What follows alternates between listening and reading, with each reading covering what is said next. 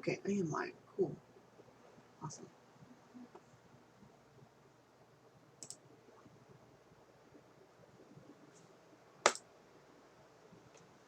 Hey guys, it's Tiffany of Tough Angel Books, obviously.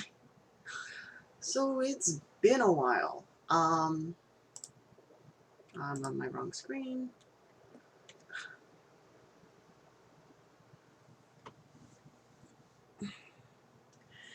It has definitely been a while, and I do miss streaming. I actually have missed streaming. It's been a while. Sorry, I'm just putting my phone on silent while I'm doing last minute setups because I was making sure everything was working and then trying to remember how to pop out this chat. How do you pop? Did they remove the option to pop out chats? Oh, there we go. Awesome. Now I can actually, you know, kind of watch along with you guys in a way, if that makes sense. That's not what I meant to click.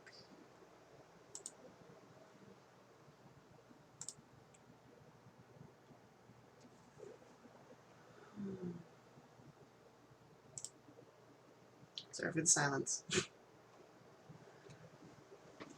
And yes, there is a fan in the background because it's summer here where I am, and it's been getting rather warm, as you can possibly tell by the sunburns I have. And as you can tell, I have a puppy cam now, about there.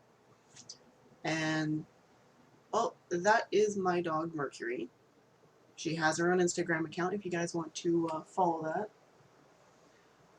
My cat is somewhere currently in a timeout because she was fighting with one of the other cats in my apartment. Oh well, what are you gonna do? So what I actually wanted to start doing was, like, whenever I finish series or a book I really, really like, I want to start live streaming and discussing them. So definitely follow me on Twitter so you'll know what I'm reading. And I will usually tweet out when I'm about to go live, which is something I just realized I forgot to do. Whoopsie. Yeah, I'm going to do that now before I continue to forget. No, it clearly has not been 6 months. It's more than 7 months. Because the last time I streamed,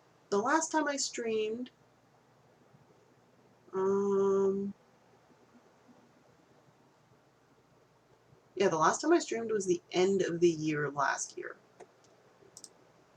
And sorry, notice that there was a recent tweet from Wizards United. But my last live stream was in December of 2018, and I was doing a life update while creating a bubble map for the year. And I do remember making that bubble map, and I'm going to be honest, I think I don't even remember what's on it. I forgot to get it printed, and from that point it just kind of didn't really work out. And that's now on a live stream. There's like no subtle way of cleaning a drink mess.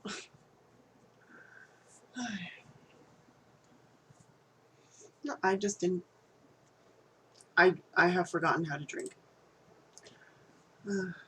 Right. Now I remember what I was going to do. I was going to tweet this stream out for those who actually follow me on Twitter.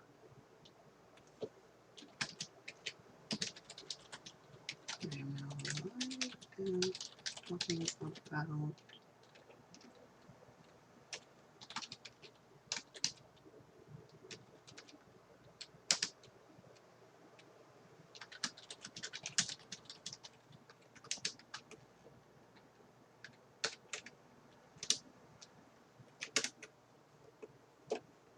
So that's now been tweeted.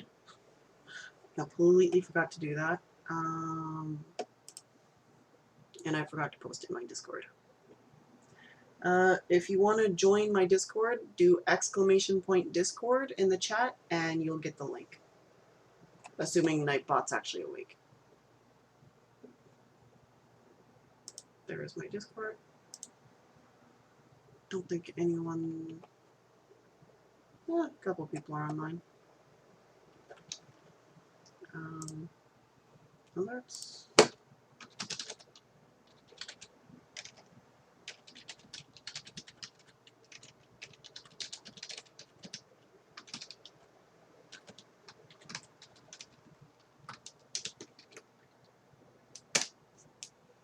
There we go.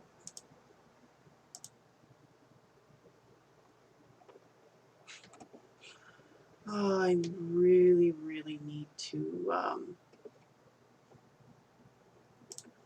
update my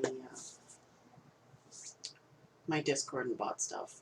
Okay, so as you can tell from the title of this screen, let's talk Harry Potter books, because I just finished my first read through of the Harry Potter books. I'm in my mid-20s. Let me explain. I did not have access to these when they came out. I actually, when I wanted to read them, they were never in the libraries. And when I was in elementary school, when these were released, we were not allowed to take library books out of the library. That was my elementary school. So I am going to actually take these out, and I'm not going to bother putting them back in the box until the stream is done. And I am going to give you my thoughts and opinions on each book. I read this entire series over the course of about,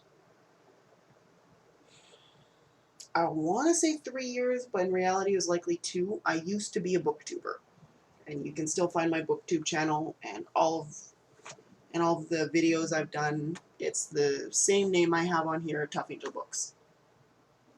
Which, you know, if you're watching this on YouTube, that's because I decided to download this video and post it on YouTube the following day after live streaming, so that way I can kind of get back to doing like book talks and stuff like that, and get back to going into the booktube world. That is something I want to do. I do miss talking about books and just being in a book community where I could say what I thought about books, because like there are some books that I posted reviews about that I did not like, and I was very honest and I explained why I did not like it.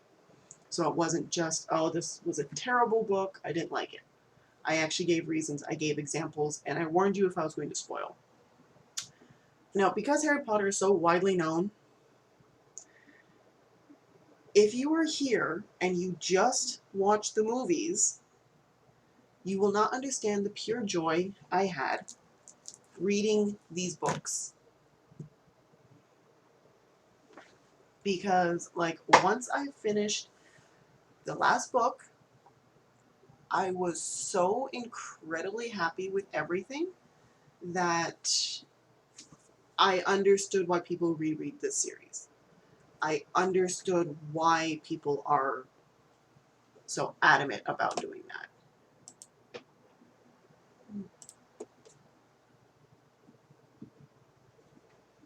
Nope. Everything disappeared because I put my mouse in the wrong place.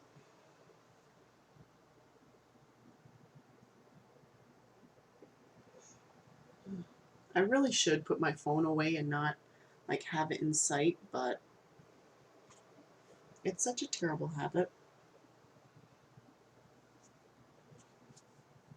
And just because I really like this is actually a design you can get on Redbubble. If I remember, it's actually called Reading Inspiration. You can get it on like shirts, posters, just about anything. I actually know the designer of this, and the words on it is, "Wisdom is wonderful, reading is powerful." And I used to have a poster of this. I had to order a new poster because when Miss Sleepy Mercury over here was really, really young, I was in the middle of moving. I had to go to work while moving, and she ate the poster. Part of it, not all of it, but she ate part of the poster, her and her brother. So I'm happy I have the sticker. I really like this. I find it's powerful. The design is beautiful, and you can get this on Redbubble. If I remember correctly, it is called Reading Inspirations. So this is something, totally get it. Alrighty. And it's not a phone case, it's just a sticker I put on top of my phone case. Okay, now on to what I came to live stream about, the discussion of the complete Harry Potter collection. I will forever love this world. I will forever love this series. I will probably, get to the point of, rereading this. I do have, I've read almost every single Harry Potter related book out there at the moment. The only thing I'm missing reading is Cursed Child, Fantastic Beasts and Where to Find Them, and Crimes of Grindelwald. So those are the only ones I'm actually missing right now. But, and of course the 4 new ebooks coming out in August. I cannot believe I have to wait until August. But it's okay. I'm currently annoyed at the fact that I can't play Wizards United yet. Well, Wizards Unite. Sorry. Okay. So I'm going to try and get the first book out. I like box sets like this because they're sturdy. They don't fall apart so easily. But however, for anyone who is a book lover, don't look at this next part. Oh, nice and easy. Awesome. Alrighty. Yeah, you guys are just gonna see these there, and my dog's just whatever. You know what? Since it's gonna be there, I'm gonna have the castle in view. Okay, so Harry Potter and the Philosopher's Stone, I've actually read this book twice. But this is the first, the best way to say it is the first full version I read. Hold on, I can actually show you the first version I read. Hold on. Okay. So, what the heck is going on with this? Okay, sure. Sorry, I just noticed something on my book and it's weird. Anyway, so this is the second version I read. This was the first version I read. Now, this is actually what's known as the adult version. This is what's known as the adult version of Harry Potter and the Philosopher's Stone.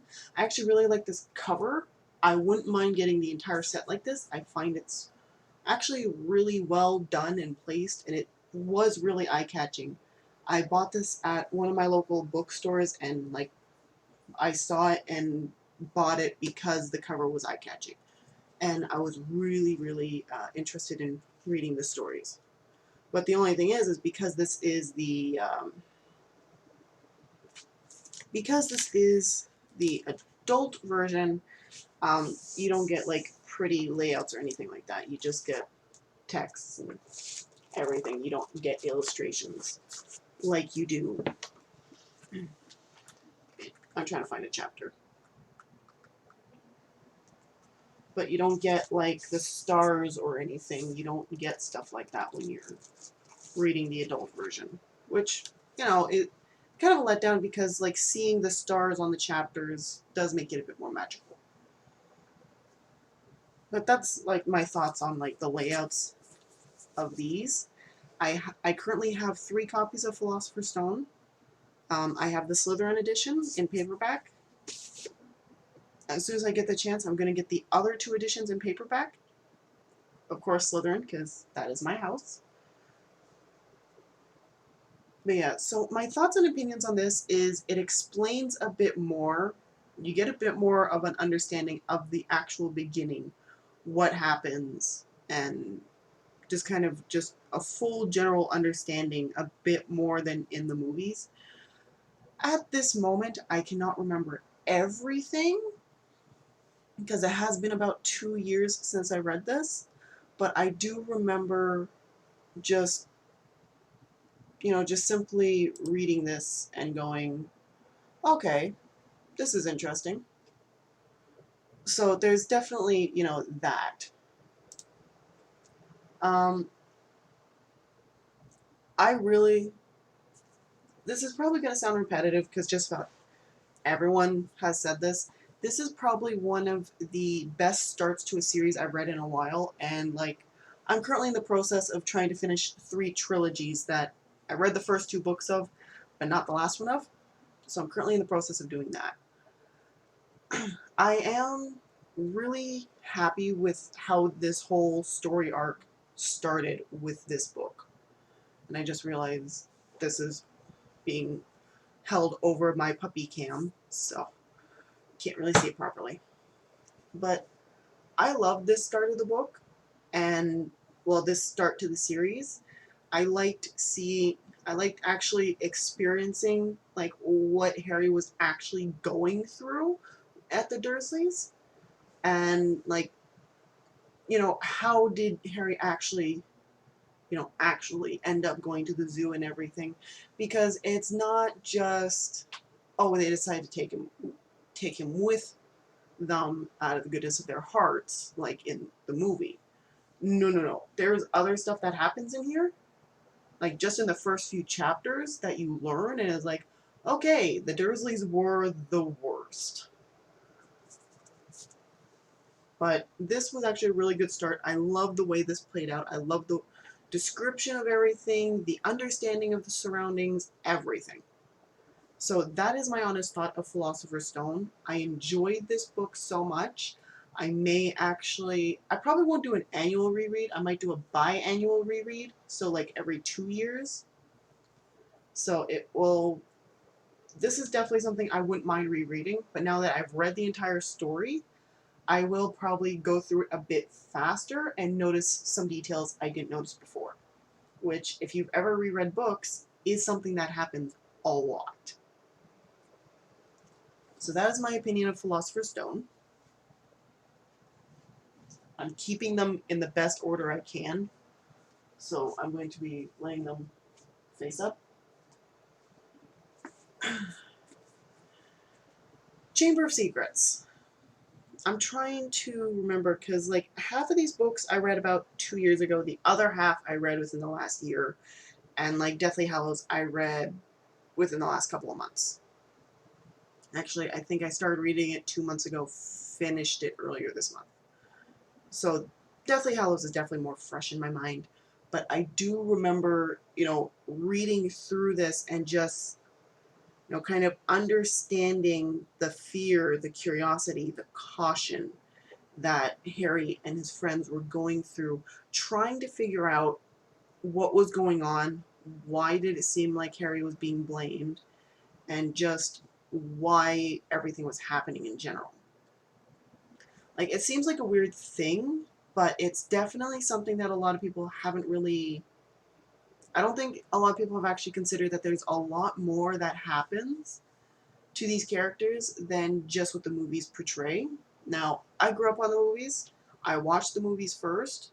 So, like, if I ever hear someone go, I don't know if I should watch, the movie or read the book first, whether it's Harry Potter or anything else, I will more than likely go book first, because the only time I have ever, and I mean ever, read a book that was really, and the movie was super, super close to it, was Perks of Being a Wallflower. And that was because they removed a chapter that was focused on one rather annoying character that I actually did not like reading about. So that was, in my opinion, the best book to movie adaptation. But that's my opinion, obviously. Chamber of Secrets, I did find this to be fairly close to the movies, which is nice. What are you have? Okay.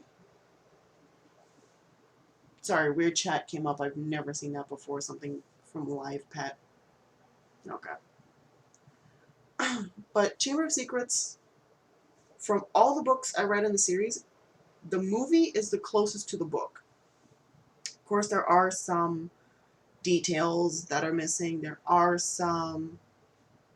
Uh, there are some explanations missing in that. Like there are stuff missing that are not in the movies, obviously, but the movies aren't perfect. If they were to make an honest movie and like really go based on the book, then we would have probably something along the lines of like, well, close to like The Hobbit, except in one movie and not added eccentric scenes. But I really enjoyed this book. It's not one of my favorites, but it's definitely, it's definitely something I want to reread. That's for sure. I do plan on rereading this. Like I said, I probably will not do an annual reread of Harry Potter, but I will probably reread it every 2 years just because the world is so immersive and magical and welcoming that, like, I would love to read this again. I would also love to read Wizards Unite. Well, not read, play Wizards Unite, but it's not available in Canada to my knowledge. I'll check after midnight. The next book is Harry Potter and the Prisoner of Azkaban. I loved this book because it explained so much. It explained how Sirius got out. It explained the whole Peter Pettigrew storyline. It explained everything that was missing from the movie. It explained a lot. It explained Lupin, everything. Like, that is one thing for sure that I I love books that explain how things happen. Because the fact that they left out how Sirius got out of Azkaban in the movies drove me nuts. Like, why would you leave that out? That is like the most epic thing ever. Like, all they had to do was just set it up so, like, while they're talking, while, like, in the movies, while Sirius is talking to Harry about living together, Harry could have simply gone, you know, I'm really curious, how did you get out of Azkaban? It's all I would have taken. And Sirius probably would have explained how he got out. And, like, I'm not going to spoil it, because if you have not read these books, you need to, because then you will understand everything. You will understand Lupin. You will understand Sirius. You'll understand the whole Peter Pettigrew timeline. You will understand the movie a lot better with this. You will also understand the whole Time Turner thing.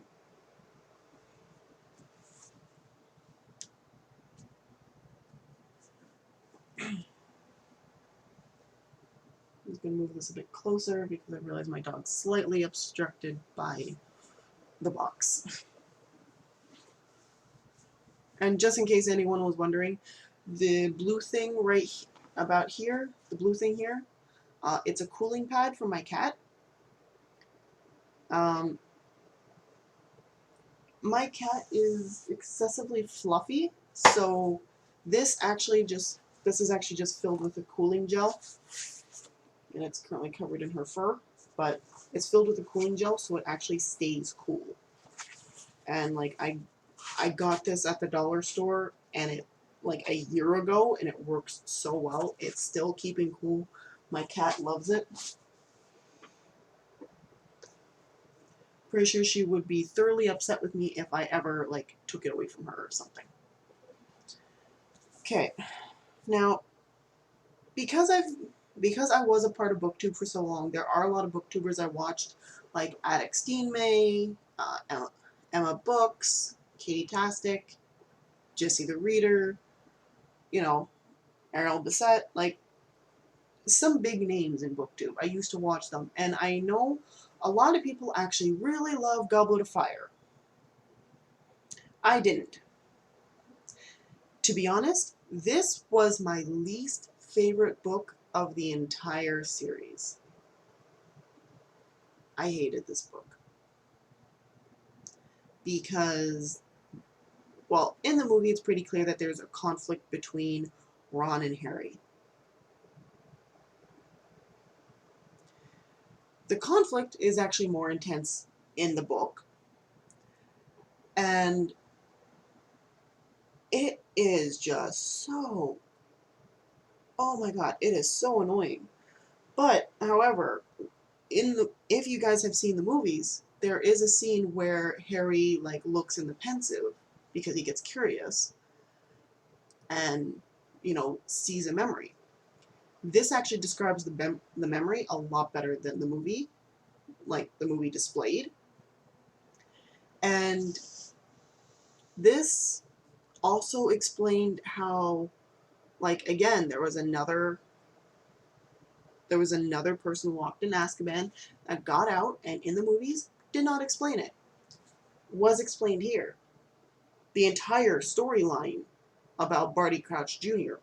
was explained here in great detail, and I loved it. I loved the fact that everything was explained and understood, and just everything was just, you know, really well done. Like, the whole explanation of everything, amazing. The conflict between Harry and Ron, however, I hated reading it. I really hate reading that conflict, but I understand that that conflict was such a huge part of this particular storyline because it was such a needed storyline to tell. And that's probably why I found it so hard to read it, because it was a conflict I actually had similar to someone I used to know, and it just reminded me of that conflict. It just reminded me of everything that had to do with that conflict. And it upset me. Like, thinking back to that conflict and trying to remember, what was going on and what started it and how we ended that conflict. We never ended that conflict. We actually just ended our friendship, which kind of sucks when you end a friendship. But that is one thing I am very happy about. The conflict between Ron and Harry is they do make up, they do figure things out, they do understand things a lot better about each other because they took the time to, well, they took their time to go through the conflict, and then once everything was made very clear out in the open, they were able to understand each other and just be friends, just be there for each other. And that's something that a lot of people don't understand and don't get. That, yes, you can have a conflict with your friend, and it can last 6, 7, 8, 9, 20 months. But there is the opportunity to make up with your friend and end that conflict. And, you know, it was very nice to read about how Harry and Ron solved their conflict and got back to being the best friends that they were. And, you know, Hermione altogether just not taking any of it. But this was a good read. I did enjoy the Barty Crouch Jr. storyline. It explained a lot for me. I probably won't be doing another live stream after I reread this. I might not. It depends on the span of time it takes for me to read the series again when I reread it again.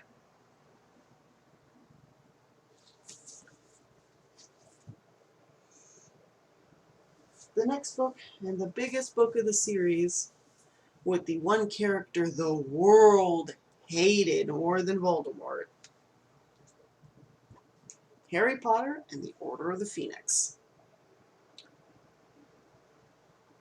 I don't think, of all the books I've read, and like, I have all my shelves in perfect line of sight right now.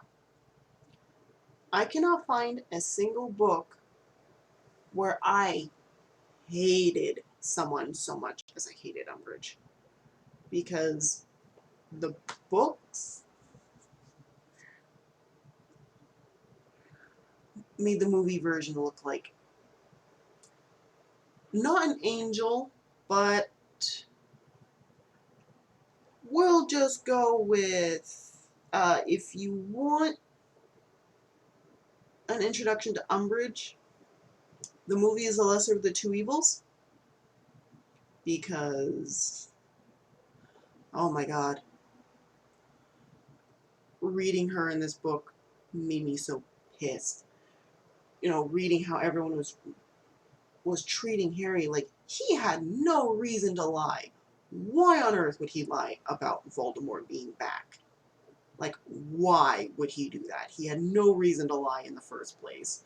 But because, you know, Cornelius Fudge didn't like it.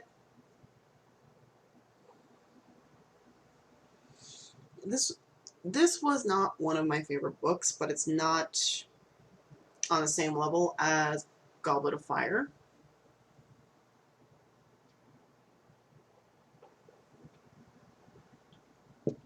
This is probably in the middle somewhere. This was probably just something that had like a lot, it had a lot of explanations and understandings and like how the Room of Requirements was discovered, how everyone met.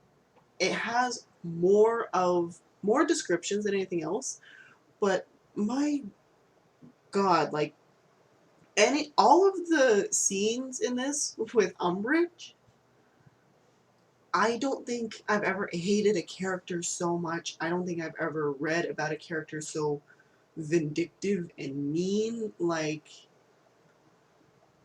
wow. I cannot. I know this is probably going to seem like really, really dramatic and everything, but I hated Umbridge.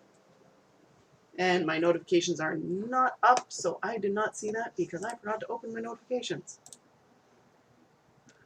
Oh, thank you, Amplant, for joining the library. Forgot to have like one screen up. Of course I forget to open my Streamlabs. Of course I forget to open my Streamlabs when I'm streaming. But no, I did enjoy this read. This is the thicker of the books, and in this edition, hold on, I want to give you guys the exact number of pages in this, just so you understand. This book is exactly 900 pages long. No, sorry, not 900, 800 pages long. This took me a while to read because it's such a long read. However, this was actually a good read. But if I'm ranking all the books from like 7th being the worst and 1 being the best, this would probably be ranked at, actually it's book number, this would be 5. Like, it wasn't the worst. I absolutely hated Umbridge. But it was actually a really good read for me, and I enjoyed it. So, just trying to think if there's anything else I can say about this. Because I know, because there's a lot of scenes in this, like, especially when they go into the ministry, like, that actually has a lot more detail in this than in the movies, and it's definitely not something people realize. It's kind of hard to explain, but there's a lot more detail and a lot more that goes on when they're in the ministry than the movie lets on. So, like, if you want to understand all of the movies better, read the books. Like, 100%. You will have a better understanding of, you know, how Sirius got out, how Cornelius Crouch got out. Like, you have a better, fuller, and more complete understanding of the movies if you read these books. Because the movies are fairly close, some closer than others. This one I found to be, the movie was probably about 80% accurate, 20% not. So that's, you know, it happens. But wow, this book's a she. But this book was actually really well written. And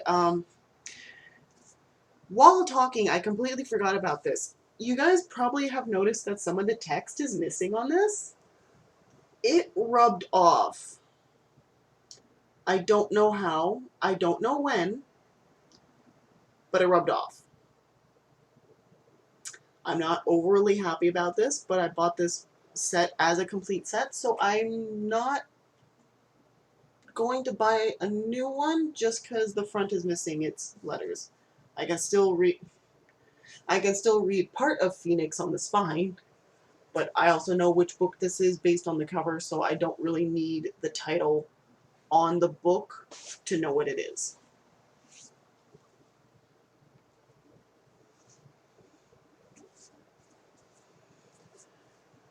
Now we're on to the HalfBlood Prince.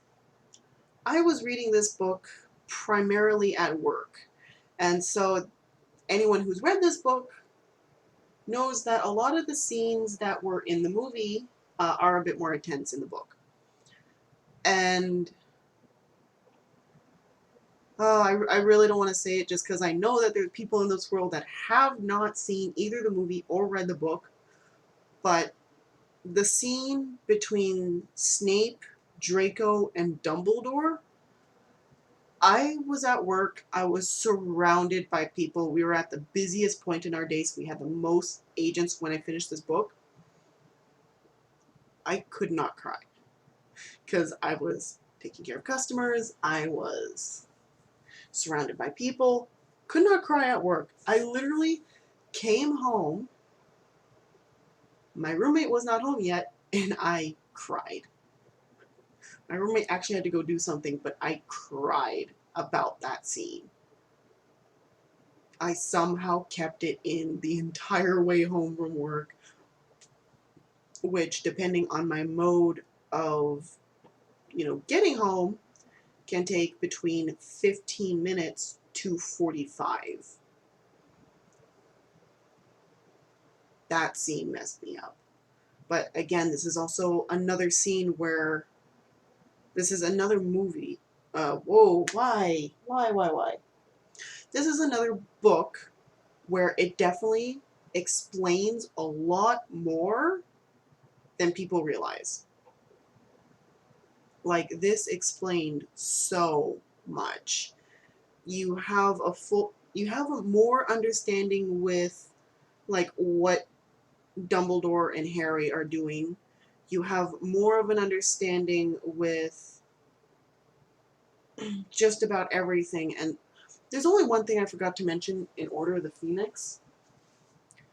The scene, like, the whole thing with Mr. Weasley when Harry has to take those alchemy lessons in year 5, the whole scene with Arthur Weasley does not play out as nicely as it does in the movies. This actually hits so close to home. And it's like, it feels like it hits close to home. And it hurts, and it actually makes you feel a lot in this, like, in those scenes. That was the same feeling I had going through these lessons that Dumbledore and Harry were doing. And the whole storyline with Professor Slughorn and everything. Like, it made sense to a point of near confusion, if that makes sense. Because a lot was going on, and this was just one of those things that I'm not sure if it makes sense, but it's one of those things where so much is described and explained in a way that you understand everything and yet you don't, if that makes sense. Like, you understand like what Harry and Dumbledore are doing. You understand what Dumbledore is teaching Harry, but you also don't understand the reasoning behind it. And like, even when they go into the cavern, it explains a lot more of what's going on, what's happening, and just everything. So that was really, really like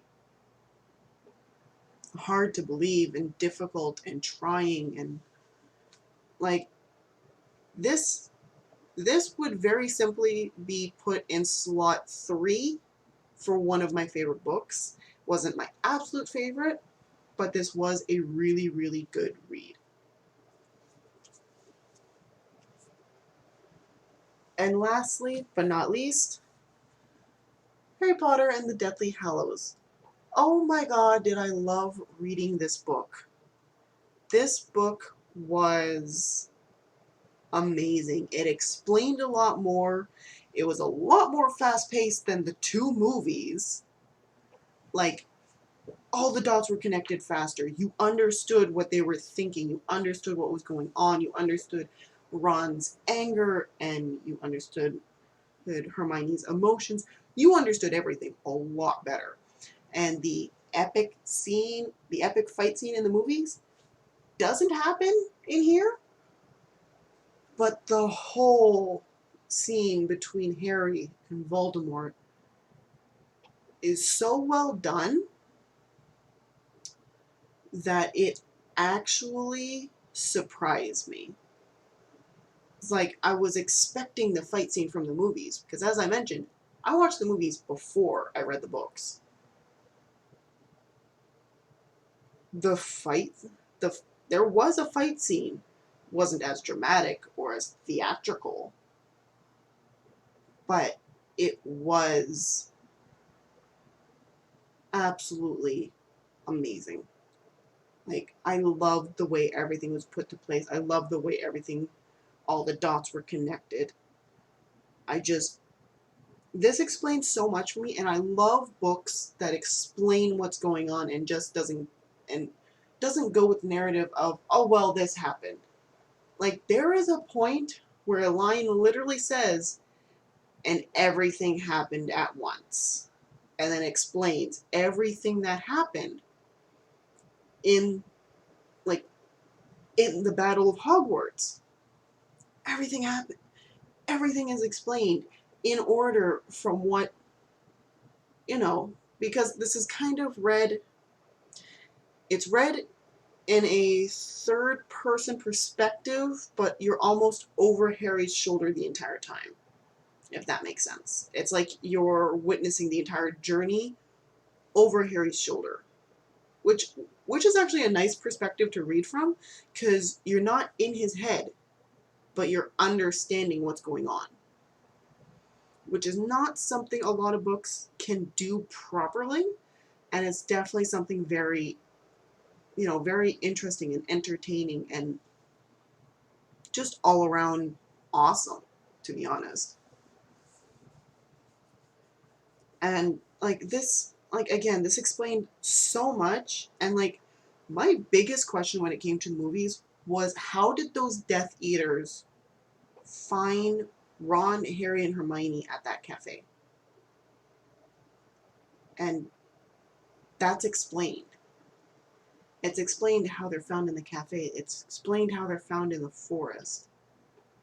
Everything is properly explained, and I absolutely loved it. This, for me, is book number 1, followed by Prisoner of Azkaban. Like, I love this book so much. I'm very slowly doing a Harry Potter marathon. I'm still halfway through Goblet of Fire since Sunday of last week. So not too terrible. I just didn't have time before work to continue my marathon. It happens. But this is such a good read. It is such a good book. And if you have not read this series, I highly recommend you read the series. Now, just because I haven't actually done this, I'm going to stack these from 7th at the bottom to 1st at the top of like my favorite Harry Potter books. So that's what I'm actually going to do right now. Bear with me. I have not actually done this.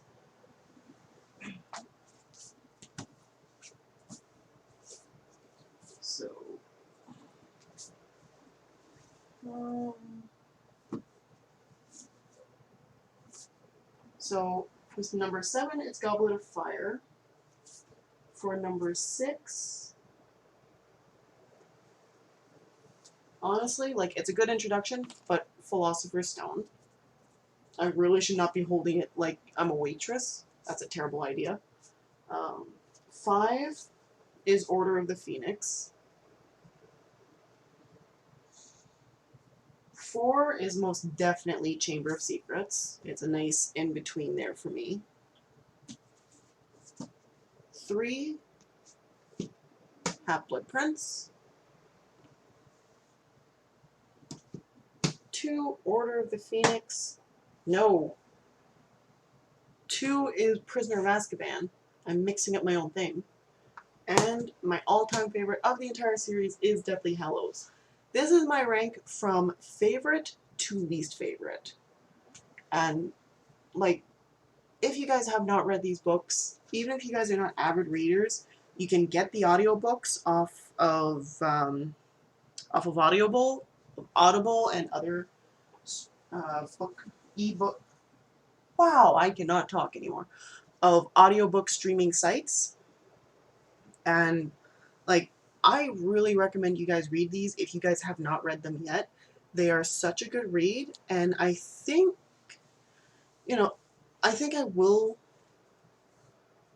I'll probably set myself a reminder in my calendar to start rereading in January of 2021. Depends on if I feel like rereading sooner. It's the Harry Potter universe. Might end up being sooner. But if you guys are watching this on my live stream, please don't be afraid to follow. I'm not sure how often I'm going to be streaming. I do have my weekends off because I work Monday to Friday with my job. The next stream I will probably be doing is for the Daughter of Smoke and Bones trilogy by Lanny Taylor. So if you guys have not read that yet, at least go get a synopsis. I'm going to do my best to keep all of these spoiler-free. And this was just this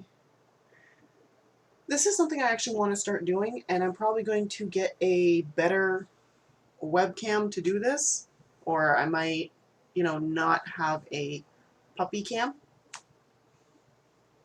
But I do want to keep doing these. This is a lot of fun. I do enjoy this, and I like being able to talk about books. So like I said, if you are following on my Twitch screen, wow, I cannot talk anymore. If you are following on my Twitch screen, or watching this live, follow me on Twitch. You will get notified when I'm live, or, follow me on Twitter, or join my Discord. !Discord in the chat, and you will be prompted the link to join the Tough Angel Book Library, which is what I have my Discord titled. I am an avid reader. I love reading, so that is why when you follow me on the live stream, it says your username has joined the library, because if you like books as much as I do, why don't you just go over to my Discord and get your library card and join us in the reading community. There's a lot of stuff in the Discord where you can just express your art, express your thoughts, and it's all around just a lot of fun.